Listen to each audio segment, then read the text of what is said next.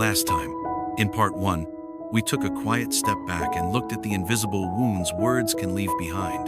The moments we tried to speak honestly yet still hurt someone we love without meaning to. Or when someone we care about said something small and it stayed with us, quietly, painfully. We began to see why words, though invisible, can still wound, and also how they can begin to heal. Today, in this next chapter, we'll explore the core of nonviolent communication, the 4 key steps that can help us listen to ourselves and express what truly matters in ways others can hear. Each step may seem small, but together, they open a gentle path toward real connection. Not just better conversations, but deeper understanding, heart to heart. If you're ready, let's begin.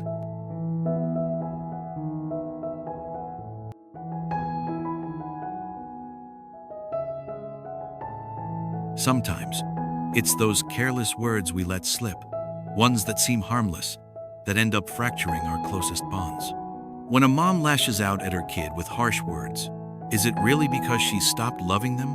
When spouses nitpick, point fingers, or even throw insults, does it truly mean the love has faded away? Here's a twist of life. The more we love, the easier it gets to hurt each other, and it all comes down to the words we choose. Dr. Marshall Rosenberg revealed that behind every sharp criticism, there's often an unmet expectation. Because of those expectations, we unknowingly brush aside the other person's needs and pick words that leave them feeling hurt. Here are the 5 types of harmful language, according to Rosenberg, that slowly dim love in our daily interactions. 1. Moralistic judgment. There are moments when our so-called innocent words make someone feel like they're a total failure. This is one of the most widespread and most dangerous ways we speak. Why? Because we measure others against our own moral yardstick. If they do something that doesn't sit right with us, we don't just feel irritated. We leap to conclusions. They're so irresponsible, totally selfish, plain lazy. You might hear stuff like, "How can anyone be that selfish? She's so lazy, sitting around all day without pitching in. He's that kind of dad who never hangs out with his kids, completely uncaring."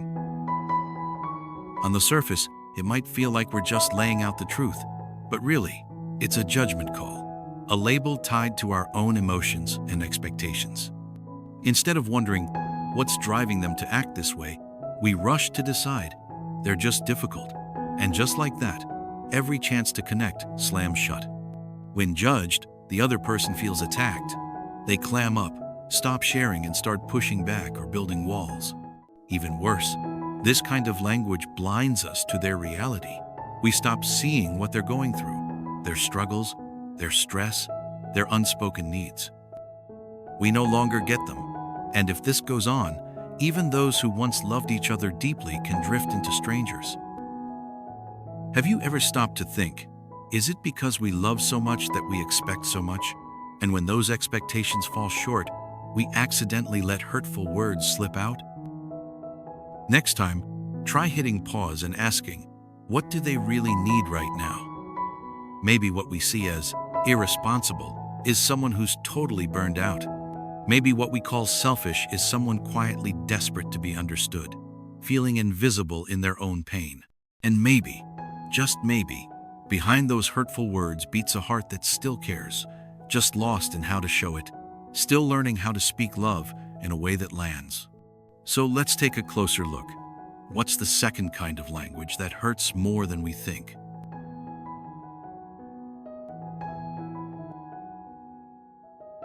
Comparison is one of the most common habits in communication, yet also one of the most quietly damaging, especially within families and close relationships. Maybe you've heard lines like, "Your cousin just made the dean's list. What happened to your grades? I wish you were more like Sarah's husband. He always plans such thoughtful date nights."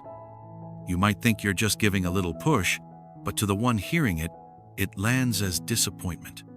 Or worse, as a message that says, "You're not enough." Comparison doesn't motivate. It invalidates. It makes people feel unseen and unloved.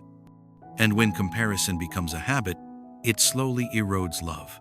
Until one day, you wake up and wonder how you became strangers. A child may grow up feeling they'll never be good enough. A spouse may start believing they're no longer valued. Marshall Rosenberg once quoted, "If you want to make life miserable, compare yourself to others." So if you want to stir up shame or insecurity, go ahead and compare. But if what you really want is connection, try asking a different kind of question. Not, "Why can't you be more like them?" but, "What's been making things feel overwhelming for you lately? Is there something I can do to support you right now?" That's the shift. From comparison to compassion. And it's in that shift that real connection begins. Because comparison doesn't make people better. It just slowly wears love down, bit by bit, until one day, there's nothing left to hold on to. And what about you? I've been there too, have you? Has a single comparison from long ago ever left you doubting yourself for years? Or maybe you've compared someone you deeply cared about, and only much later did it hit you. What they needed wasn't to be better. They didn't need to change. They just needed to be seen and accepted.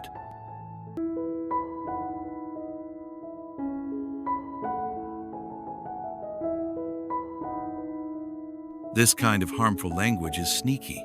It doesn't shout. It whispers in the form of everyday excuses like, "I was late because of traffic. I had to do it. There was no other way and I'm fed up. My boss told me to. I was just following orders." It all sounds reasonable, but what's really happening is that we're dodging ownership of our own choices. Marshall Rosenberg once recalled a moment in court. A Nazi war criminal, when asked why he committed such atrocities, replied, "I was just following orders." While the scale may differ, that same logic creeps into everyday life. I cook because I'm the mom.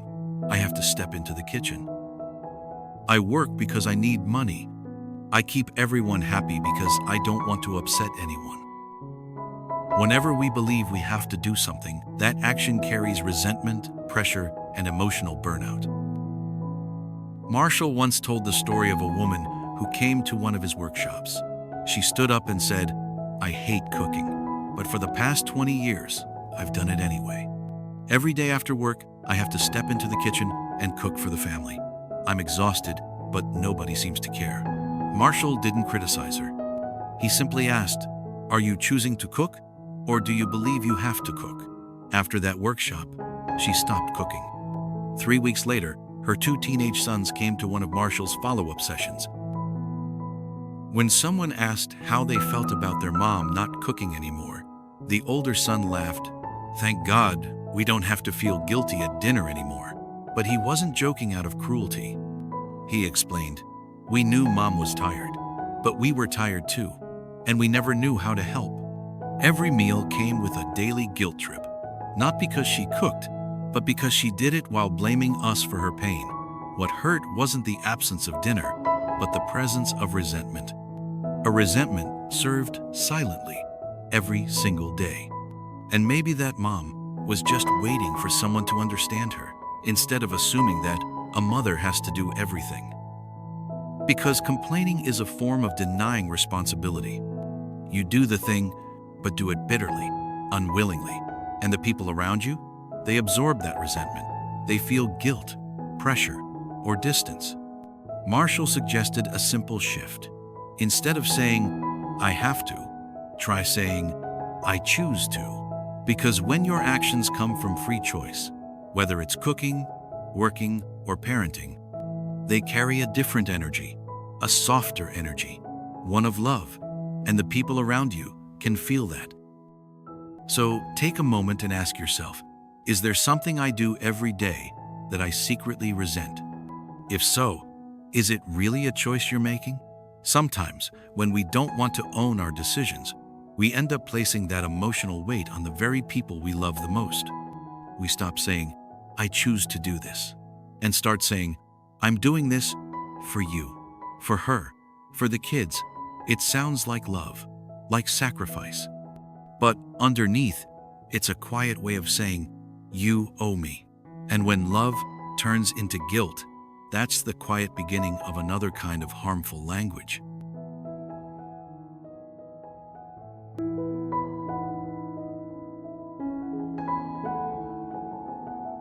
If you really loved me, you'd try harder in school. If you cared about me, you'd know what I need. These words might seem gentle at first. There's no yelling, no accusations, just soft voices, wrapped in affection. But this, right here, is one of the most overlooked forms of emotional violence, because it hides behind words that feel warm and loving. It's emotional manipulation, a subtle way of using love to apply pressure, of making someone feel guilty for not doing what we want. For example, a mother says to her child, "Your test score this time was so low. I'm really disappointed." It sounds harmless, but underneath, she's placing the weight of her sadness on the child's shoulders. The message isn't just, "Mom is sad," it's, "You made Mom sad. It's your fault." And from that moment, the child stops learning for themselves. They study to avoid guilt, to please Mom, to keep her from being upset. But slowly, learning becomes a burden. Joy is replaced by pressure, and deep down, the child begins to wonder, would I still be loved if I'm not smart, if I'm not well behaved? And the tragedy? That same child grows up and learns to adopt this very pattern of communication. If you loved me, you would. It happens in romantic relationships too. If you really loved me, you wouldn't have done that. If you cared, you'd just know what I need.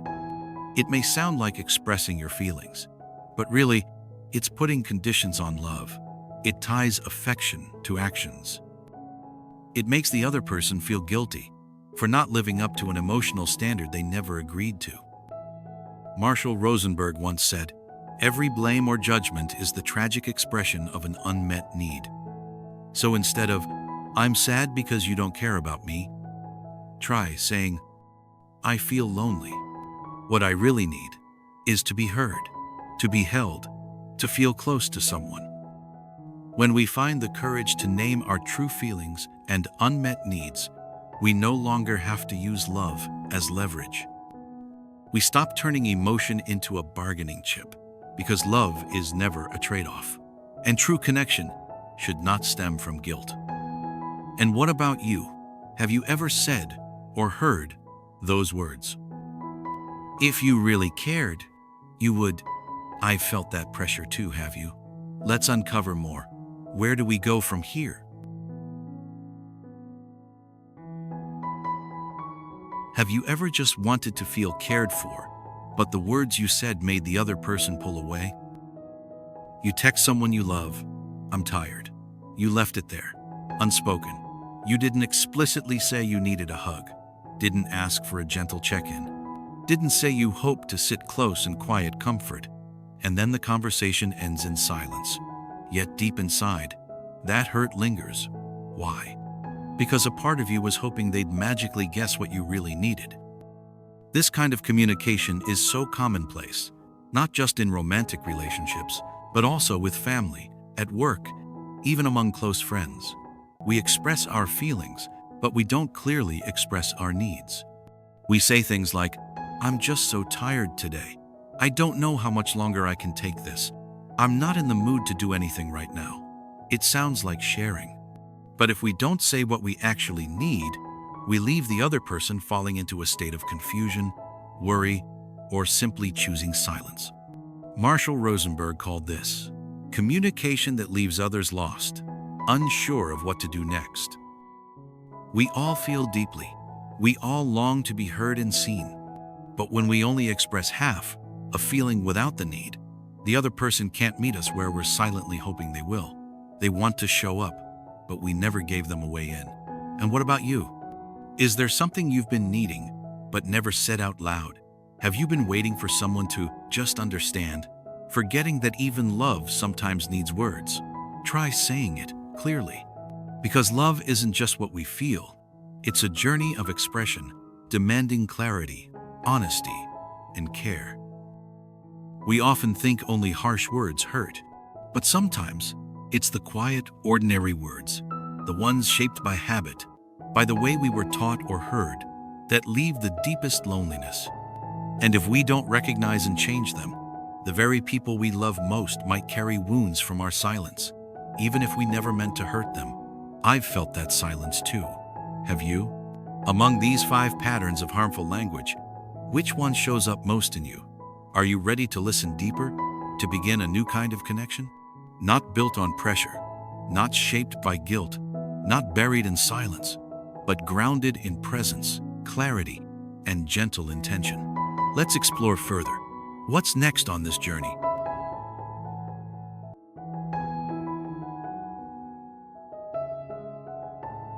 Have you ever felt like you had to shoulder the responsibility for someone else's emotions? Your partner feels down, and you instantly feel pressure to cheer up, just to ease their discomfort. Your mom gets upset, and you instantly apologize, even though you did nothing wrong. At work, a colleague spends the whole day in silence. You start wondering, did I do something wrong? Only to find out later they were just stressed about an upcoming meeting. And when someone feels hurt, you can't help but feel it's somehow your fault. We grow up hearing messages like, "You made your mom sad. If you keep acting like that, I'm gonna cry." Somewhere along the way, we start carrying other people's emotions on our own shoulders. That's the first stage of what Marshall Rosenberg called the emotional trap, taking on responsibility for others' emotions. Then, one day you snap, you've had enough, you push back hard. Like, that's your issue, not mine. I'm not responsible for anyone's happiness. And for a moment, you feel free. But in truth, you're still trapped in stage 2, reactive resistance. Freeing yourself from the weight of other people's feelings doesn't mean discarding everything. It doesn't mean shutting down or becoming cold. True freedom only begins in the 3rd stage, owning your emotions fully and clearly. You stop blaming others for your pain, but you also stop waiting for them to fix it. You begin to realize, I feel sad because my own need isn't being met. I feel hurt because I long for understanding, and I'm not receiving it. At that moment, you're no longer a victim of your feelings. You become someone who can choose their response, and someone who can reshape the way you connect with others. That's what emotional liberation truly means, a quiet kind of freedom, but one that goes deep. Funny, isn't it? We spend so much of our lives chasing approval, managing others' feelings, that we forget to honor our own. So what about you? Are you still carrying emotions that don't belong to you? Or are you calm and clear enough to say, I take responsibility for the feelings that are mine? I've carried that weight too, have you? Because only when you dare to truly reclaim what's yours can you step into honest dialogue with an open, judgment-free heart. Let's keep exploring this path.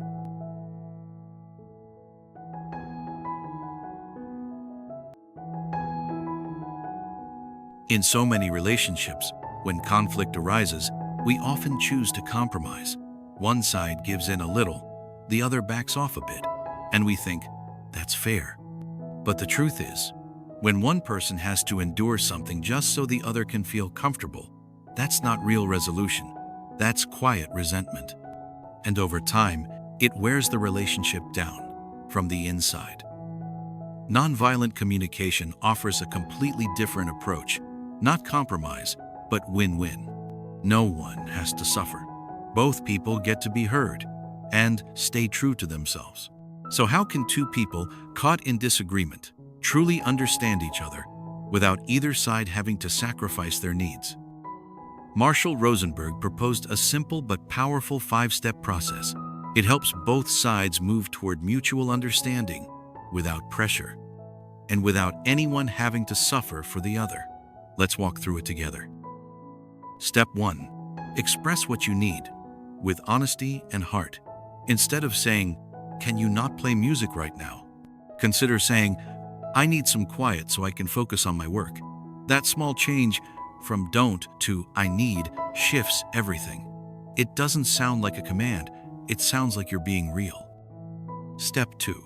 Discover what the other person needs. You might ask, and what does music do for you? Now they have space to share. When I listen to music, I feel relaxed. It helps me decompress after a long day. And you start to realize they have valid needs too. Step 3. Check to make sure you truly understand. Don't assume. Confirm. So, are you saying that when you get home, you just want a space to unwind and recharge? This simple step helps them feel seen and helps you avoid misunderstanding. Step 4. Listen, not just with your ears, but with your full heart. Tune in with empathy.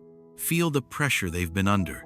Sense their weariness, their small wish for a moment of peace.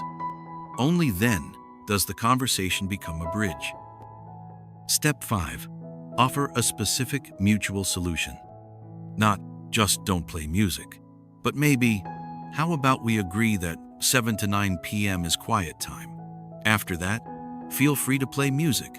I'll be done with work by then. See what happened? No one had to endure. No one was forced. You simply named what you need, listened to what they need, and worked together to find a way that honors both. That's what nonviolent communication offers. No winners or losers, no silent suffering just to keep the peace. No one has to endure. No one walks away hurt, just a way forward, built on understanding. And what about you? Have you ever stayed silent just to avoid conflict? Have you ever felt hurt just because you didn't dare speak up? If so, don't hesitate to share your story in the comments below. Because maybe your story is exactly what someone out there needs to heal.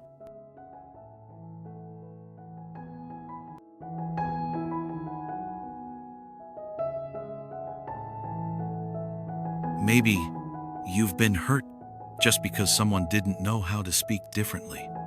And maybe, at some point, you've unintentionally hurt someone important to you, simply because you didn't know how to express yourself better. None of us are perfect at communication, but the beautiful thing is, you can always begin again, starting right now. You can pause for a moment, and take a moment to gently ask yourself, what is it that I truly need?